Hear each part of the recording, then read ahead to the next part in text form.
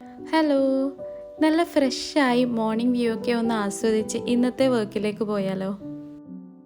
ഈ പ്ലാന്റ്സ് ഒക്കെ കാണുമ്പോൾ തന്നെ മനസ്സിനൊരു കുളിരല്ലേ? പക്ഷേ നമ്മളത് കണ്ട് ആസ്വദിക്കാറേ ഉള്ളൂ, അതിനുവേണ്ടി മെനക്കെടുന്നതൊക്കെ ഇവിടുത്തെ പോരാളിയാണ്. യൂട്യൂബ് വീഡിയോ സ്റ്റാർട്ട് ചെയ്തേ പിന്നെ ഇൻഡോറിലുള്ള പ്ലാന്റ്സിനൊക്കെ കുറച്ച് വെള്ളമെങ്കിലും ഒഴിച്ചു കൊടുക്കാറുണ്ട്. കാരണം വീഡിയോ ഷൂട്ട് ചെയ്യാൻ വേണ്ടിയിട്ട് നമുക്ക് കുറച്ച് പച്ചപ്പ് ഊഷ്മളതയൊക്കെ ആവശ്യമാണല്ലോ. അപ്പോൾ കാര്യത്തിലേക്ക് വരാം. ഇന്ന് നമുക്ക് ചെയ്യാനുള്ളത് ഒരു 2 kg ഹാർട്ട് ഷേപ്പ് കേക്കാണ്. ഇത് കംപ്ലീറ്റ് ഒരു കസ്റ്റമൈസ്ഡ് കേക്ക് കൂടിയാണ്.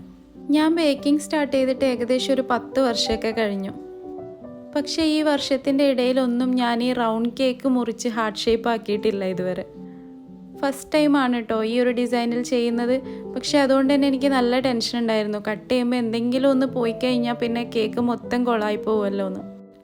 ഒന്നാമത് എനിക്ക് 1 kg ഓർഡർ മാത്രമേ ഹാർട്ട് ഷേപ്പിൽ വന്നിട്ടുള്ളൂ. അത് തന്നെ ഞാൻ ഹാർട്ട് ഷേപ്പിൻ്റെ മോൾഡിൽ ഒഴിച്ചിട്ടാണ് ചെയ്യാറ്. അപ്പം ജസ്റ്റ് ഫ്രോസ്റ്റ് ചെയ്ത് ഓടിക്കുകയല്ലേ വേണ്ടൂ, ഇങ്ങനെ ഷേപ്പ് ഉണ്ടാക്കേണ്ട കാര്യമില്ലല്ലോ.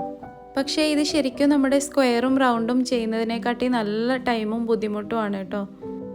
കാരണം അതിൻ്റെ എഡ്ജൊക്കെ കറക്റ്റായിട്ട് കിട്ടണമെങ്കിൽ നല്ല ടൈം എടുത്ത് ഫ്രോസ്റ്റ് ചെയ്യേണ്ടതുണ്ട്. അപ്പോൾ എന്നെക്കൊണ്ടാവുന്നതിൻ്റെ മാക്സിമം ഞാൻ അതിനു വേണ്ടി ട്രൈ ചെയ്തിട്ടുണ്ട്. പിന്നെ എത്രത്തോളം നന്നായി ഹാർട്ട് ഷേപ്പൊക്കെ പെർഫെക്റ്റ് ആയോ എന്നൊക്കെ നിങ്ങൾ കമൻറ്റ് ചെയ്യണേ. പിന്നെ നിങ്ങൾ എൻ്റെ ചാനൽ ആദ്യമായിട്ട് കാണുന്നവരാണെങ്കിൽ ഒന്ന് സബ്സ്ക്രൈബ് ചെയ്ത് സപ്പോർട്ട് ചെയ്യാം. ഗിവ് അവേയിൽ പങ്കെടുക്കാത്തവരാണെങ്കിൽ ഇതിൻ്റെ കൂടെ റിലേറ്റഡ് വീഡിയോ ആയിട്ട് കൊടുക്കാം. നിങ്ങൾ കൂടി പാർട്ടിസിപ്പേറ്റ് ചെയ്യുക. വിന്നറെ അനൗൺസ് ചെയ്യാൻ ഇനി 3 days മാത്രമേ ബാക്കിയുള്ളൂ. പോയ ഒരു കമൻറ്റ്, കിട്ടിയാൽ ഒരു സെറ്റ് ബ്രൗണിയും നല്ല അടിപൊളി കുനാഫ ചോക്ലേറ്റും. അപ്പോൾ ആരും മിസ്സാക്കണ്ട, നിങ്ങളെ ലക്ക് ചുമ്മാ ഒന്ന് പരീക്ഷിച്ച് നോക്കിക്കോന്നേ.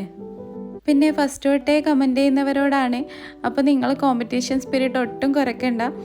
നിങ്ങൾ സ്ഥിരമായിട്ട് കമൻറ്റ് ചെയ്യുന്നവരൊക്കെ ഞാൻ കാണുന്നുണ്ട്, നിങ്ങളെ കമൻസൊക്കെ വായിക്കുന്നുണ്ട്.